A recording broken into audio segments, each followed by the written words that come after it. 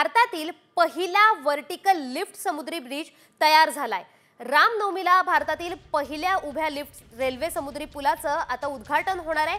पंतप्रधान मोदींच्या हस्ते आज पंबन ब्रिजचं उद्घाटन करण्यात येणार आहे। रामेश्वरम मधील पंबन ब्रिज हा नवीन तंत्रज्ञानाचं परिपूर्ण मिश्रण आहे। रामेश्वरमला मुख्य भूमीशी जोडणारा हा पूल जागतिक स्तरावर भारतीय अभियांत्रिकीचा एक उल्लेखनीय पराक्रम आहे।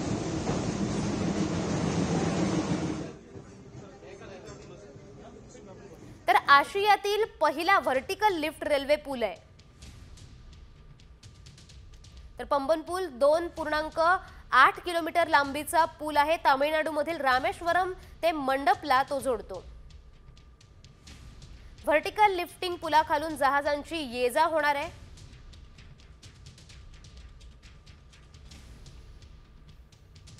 तसंच पुलाखालून जहाज जाणार, त्यावेळी ब्रिजचा मध्यवर्ती भाग उंचावला जाणार।